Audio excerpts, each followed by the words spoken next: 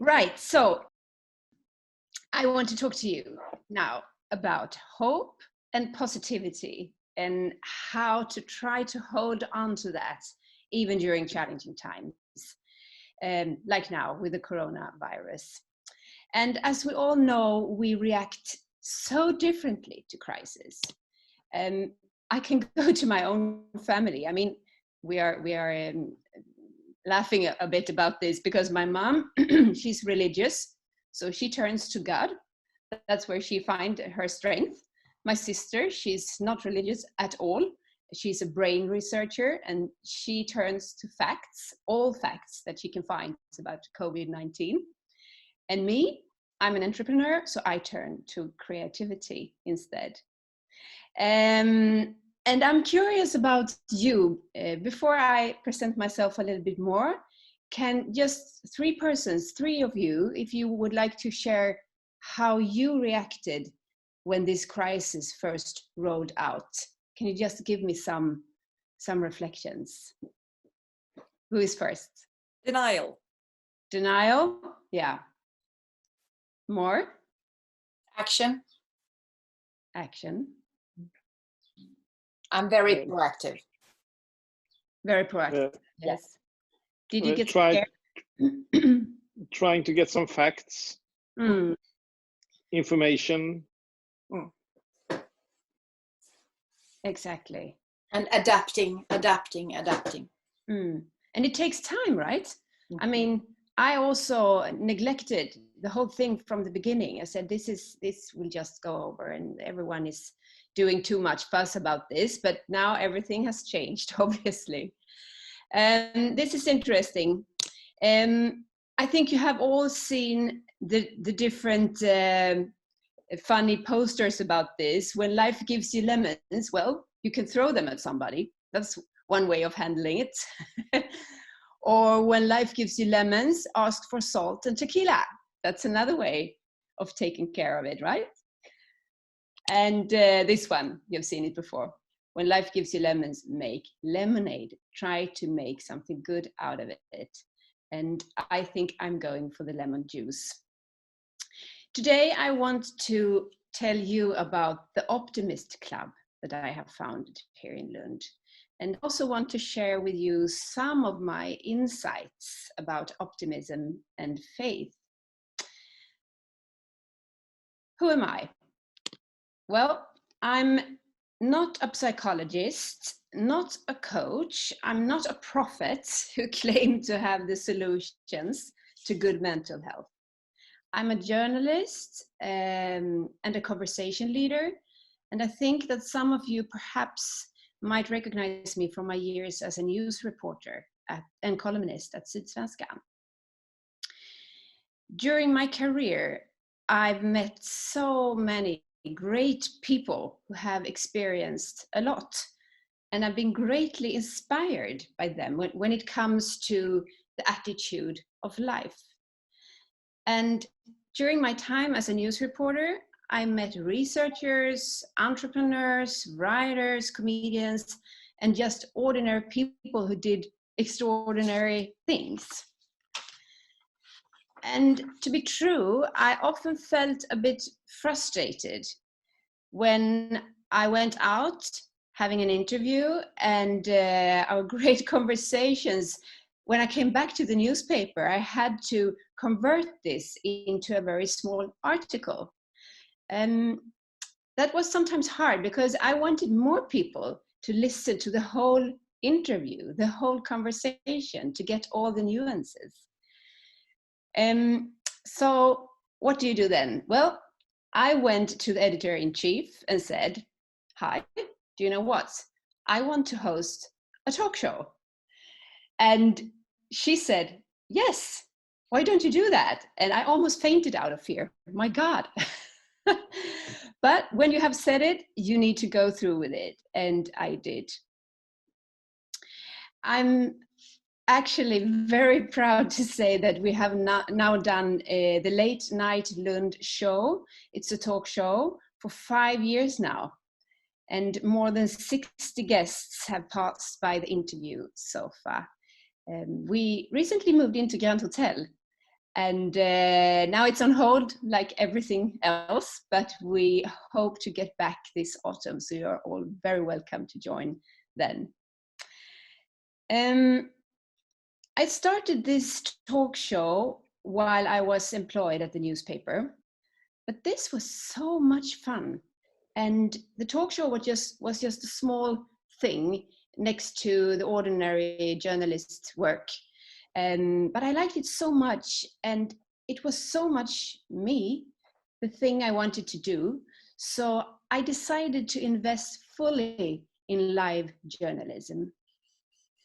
I turned 40, I divorced, I bought a dog, and I resigned from the newspaper. You can call that a life crisis, or like getting a lot of lemons at the same time. And but I did this, and I started my own company, Nebel Media. My friends and colleagues, they warned me. They said, don't do it. You will regret it. It's so tough. Competition is hard. But I couldn't resist the urge to create my own thing. I really wanted to do this. I needed to do it. I founded Nebel Media with a vision.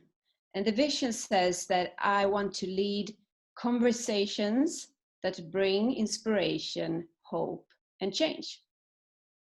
This is what I wrote 5 years ago. I wasn't very clear about how I was going to do this, but this was what my heart said to me, that I want to lead conversations that bring inspiration, hope, and change. And in my company, I produce and lead live talks in various forms. I moderate conferences and debates. And to be true, I haven't regretted my choice, not a single day. The urge to find my own way was one reason for leaving news journalism. The other thing had to do with the news agenda. I began to feel more and more frustrated over the fact that focus was so much on the things that is broken. I wanted to look out for the things that really worked out, new solutions. And now I have to say this because it's so crucial, that to investigate misuse and to review the power is of course crucial in a democracy. It's so important for journalists to do that. It's absolutely fundamental. But I lacked the balance. I felt I would rather spend my time and energy on highlighting what leads us forward, to tell about things and persons that inspire us to do better. I had big plans of building a digital multilingual news platform for positive news. I got a partner on board and we worked so hard with this for 2 years, but we never got the funding we needed. That was, of course, depressing. It was hard. This is what we wanted to do. And everything could have stopped there. But my urge to focus on positive news, it left me no peace. I decided then to simplify. And I asked myself, what do I really want to do? What is fun? What is doable? I decided to go back to the time when I was a child and copy what I did those days when I gathered all my friends in my playhouse. I would start a club and I would call it the Optimistklubben. The first idea was just to find an office space and gather some entrepreneurs under the same roof.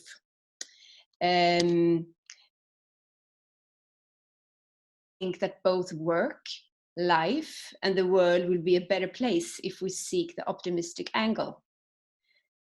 The idea was to work independently with, I work with my company and the others, they have their companies, and support each other and come up with fun projects together and drink champagne on Fridays. We are now 9 entrepreneurs working with leadership, culture, events, travels, journalism, project management, PR, and marketing. And we have moved into this sunny little office down at the new Sugar Square. That is actually the name, this Sugar Square, Sockertorget, near the central station in Lund. And we call the office the Optimist Club. Since we started 2 years ago, we haven't done that much together actually. But a few times we have invited people to our office for optimistic breakfasts with inspiring talks. I wanted the whole time to do more together. But we all had so full agendas and no time to cooperate. And this is important. You have to be really careful what you wish for, because I wanted more help, more time to develop the Optimist Club.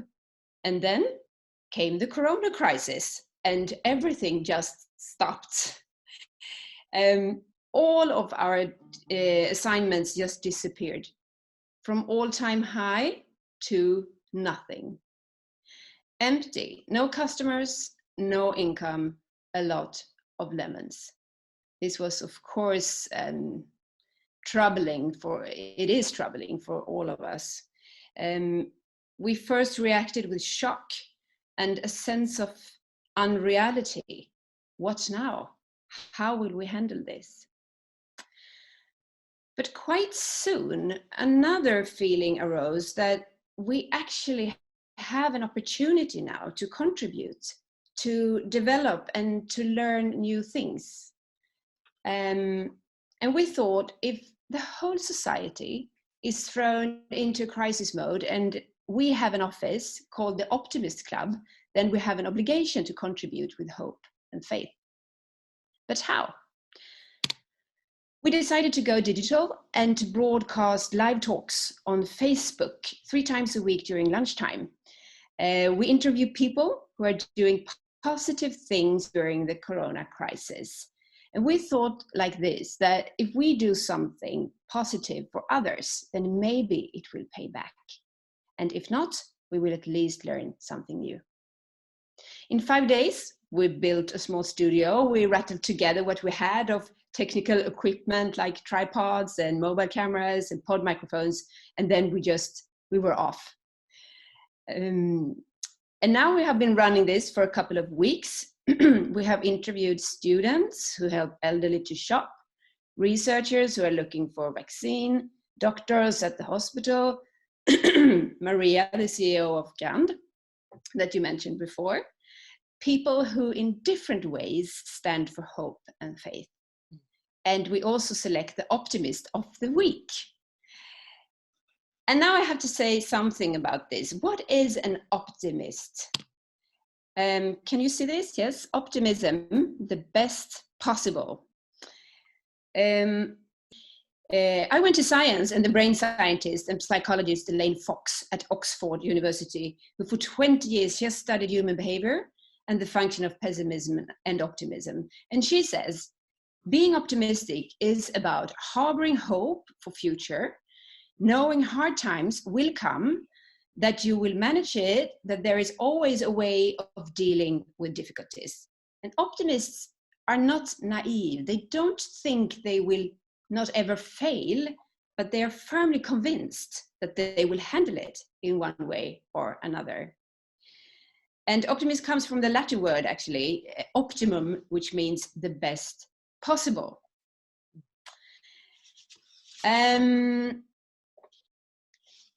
Pessimists, on the other hand, are convinced that everything will go wrong, and they often emphasize the dark side of life. Problems are seen as setbacks rather than opportunities. But as you know, we need both perspectives.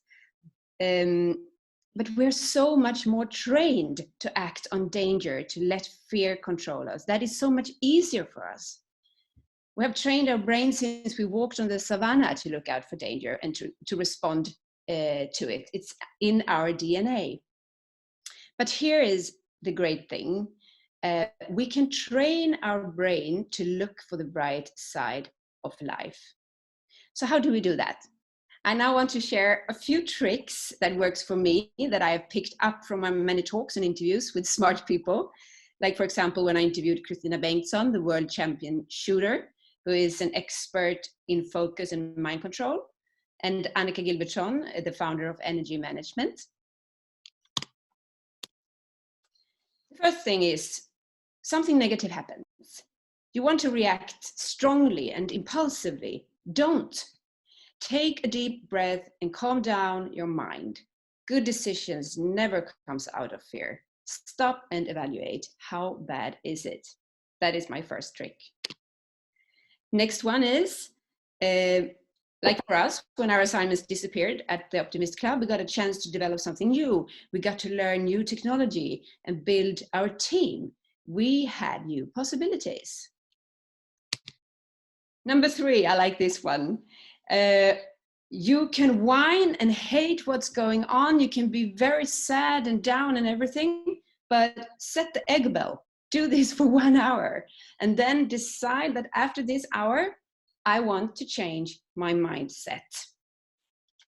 I can actually redirect my thoughts. Like some of you said before, that we have a choice. We can make up our minds, maybe not about the situation, but how to think about it. And for me, it works to get a little angry, to say to myself that I'm not going to lose this. You did this before, and it was Patricia, I think, who said this, that you thank every night for good things, and that is such a good way of dealing with negative thoughts, I think, to list everything that is good right now. I have food, I have friends, I'm not ill, no one stole my bike today, say thank you. I will jump to this. Sometimes it's actually the best way of dealing with difficult things is to do nothing, to just sit still in the boat, have faith, help will come. And if nothing of this works, you can go to sleep.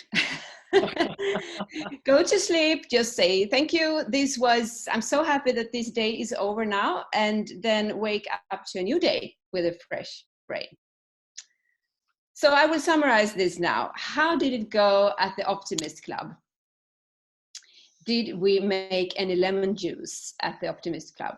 Actually, after 3 weeks of those live talks during lunch, we have doubled the number of followers online. We have now about 2,000 people who follows us. That's a good start.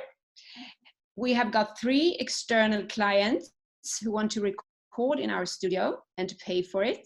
And more are coming in. It has given assignments and new business contacts to several of us in the office. One of us has been handpicked for a job as an event manager, and that is just crazy during those times. We have in no time come up with a website. We're about to start a joint company, and we have a long list now of projects that we want to do in the name of the Optimist Club. And above all, we have fun, we have learned new things, and the very best, I know that we have inspired others to feel hope and faith, and that is just juicy enough for me.